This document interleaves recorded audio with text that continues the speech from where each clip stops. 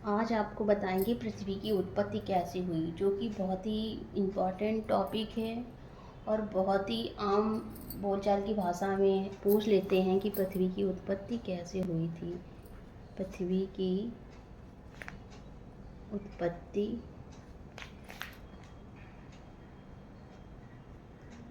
कैसे हुई,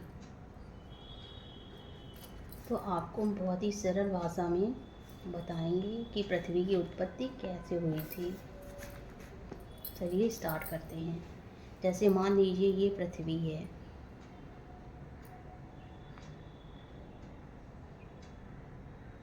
ये हमारी क्या है, पृथ्वी।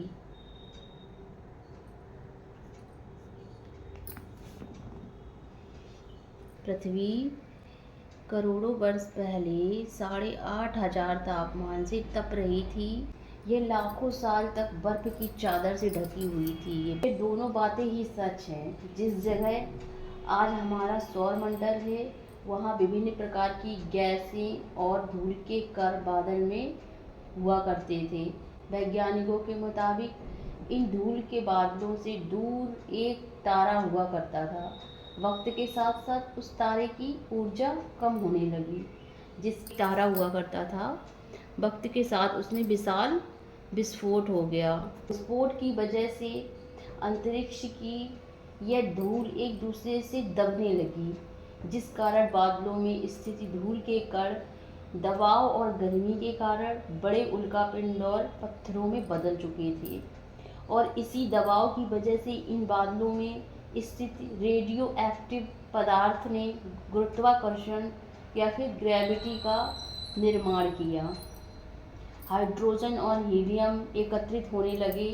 इस भयंकर दबाव के कारण एक विशाल विस्फोट हुआ। विस्फोट के कारण सूरज का जन्म हो गया। एक विशाल विस्फोट हुआ। विस्फोट होने से क्या हुआ, सूरज का जन्म हो गया। अंतरिक्ष में फैले एस्ट्रोवर्ड यानी क्षुद्र ग्रह वे भारी दबाव के कारण सूरज की परिक्रमा करने लगी। जो अंतरिक्ष में जब ये भयंकर विस्फोट हुआ तो क्या हुआ कि पत्थर तरीके से अंतरिक्ष में घूमने लगे। ये बहुत बड़े बड़े पत्थर क्षुद्र ग्रह वायुमंडल में तैरने लगे। फिर एक समय हुआ कि इन क्षुद्र ग्रहों में आपस में भारी टकराव हुआ, जिसके कारण 8 ग्रहों का निर्माण हुआ। सूर्य का निर्माण हुआ। सूर्य ये है, सूर्य, ठीक है। सूर्य की सबसे पास का ग्रह है बुध।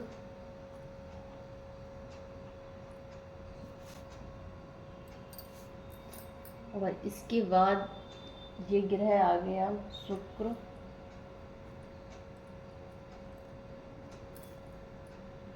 इसके बाद ये ग्रह आ गया हमारा पृथ्वी।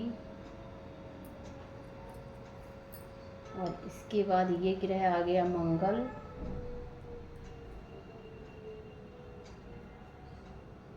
इसके बाद यह ग्रह आ गया बृहस्पति। और इसके बाद यह ग्रह आ गया शनि। और इसके बाद ये एक ग्रह आया और एक ग्रह यह आया, तो ये हो गया अरुण और ये हो गया वरुण।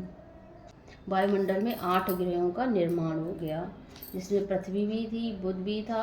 अब सूर्य के सबसे निकट का ग्रह कौन सा है, तो सूर्य के सबसे निकट का ग्रह बुध ग्रह है। और सबसे छोटा ग्रह भी बुध ग्रह है। ग्रहों में सबसे छोटा ग्रह है। और सूर्य के सबसे पास बुध और शुक्र ग्रह का कोई उपग्रह नहीं है, कोई उपग्रह नहीं है। इतना समझ आया। कुछ मुख्य उपग्रह हैं, जैसे बुध ग्रह है। बुध ग्रह, इसका कोई उपग्रह नहीं है।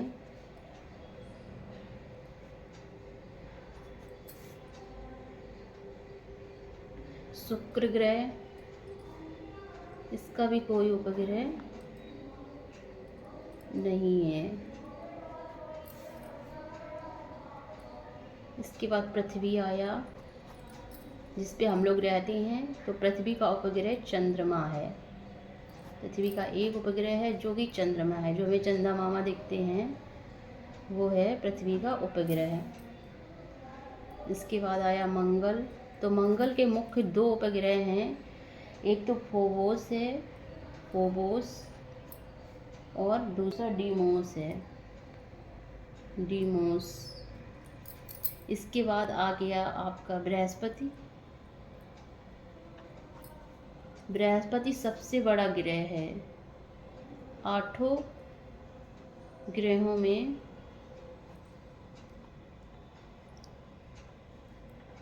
सबसे बड़ा ग्रह है। यूरोप, आयो और गैनीमेड। शनि ग्रह के उपग्रह कितने हैं? तो टाइटन इसका मेन है उपग्रह। शनि के बाद आ गया अरुण, यूरेनस भी कहते हैं। यूरेनस का उपग्रह हुआ टाइटेनिया, रिया,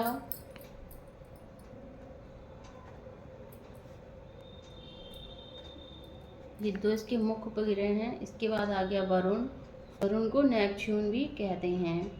इसका ट्राइटन है और इसका शनि का टाइटन है।